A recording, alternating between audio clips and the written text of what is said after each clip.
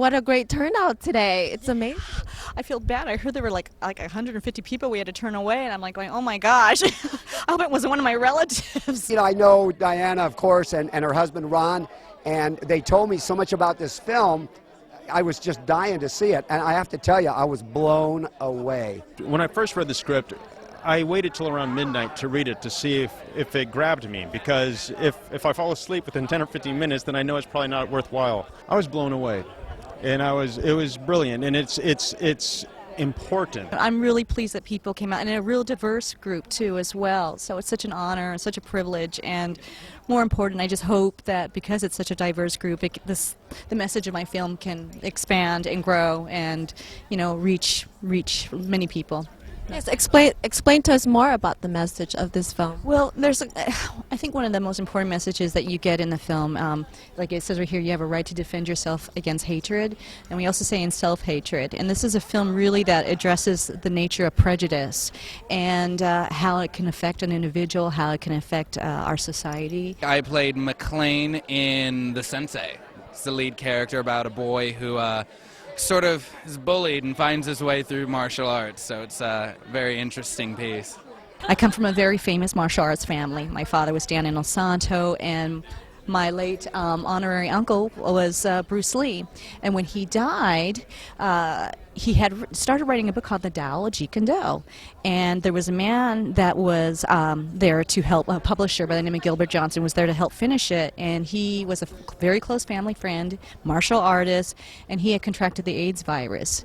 And he was a heterosexual. And he, in his final months, stood beside the gay community to say, hey, this is not just a gay disease, this is a disease that can affect everyone.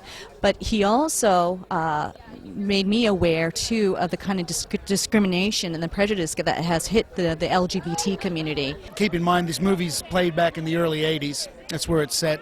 So here we are dealing with a virus that no one really knows much about. And so it really brought out this whole broad range of the spectrum of what hate and prejudice can do. And I just felt this calling to really write this movie and deal with the subject matter. Everybody should see it. And the subject matter, you know, I don't care if you're a right-winger or a left-winger, it's about humanity. I've seen the movie once or twice, so I had the liberty to look left and right just to see the audience reaction, which I do from time to time.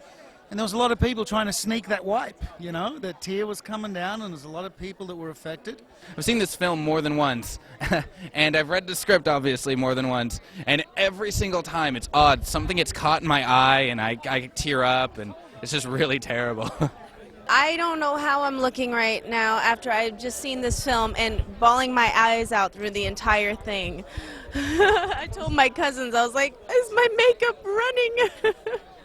It really moved me, and I just looked around and I saw everyone moved by this, you know, and I didn't realize how big this picture was. That's one thing that drew me to the Sensei, the emotions of this film.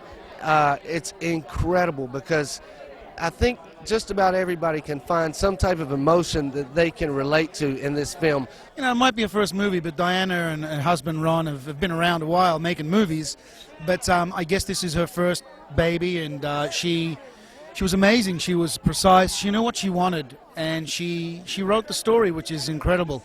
So she acted, wrote it, and directed it. Diana is a standout. I mean, I love the way her eyes work. You know, I can feel her person, I can feel her heart, and that's what this stuff's all about. A picture's worth 1,000 words. A feeling is worth any number of pictures. She was fantastic. She was a professional, and I felt safe because she knew what she wanted from me, and hence the movie. And it's always good when you're an actor and you go to set and the director knows exactly what he wants. She's an amazing woman, and she inspires me. We need more females out there who are courageous and fearless. Talk about pussycat dolls, that's what a real pussycat doll is. She definitely has inspired me today, and I hope to work with her in the future. I hope to do something that'll help make a difference. Like today has made a difference for me. I'm very grateful for that. I'm just really blessed that people really resonated with the message of the film.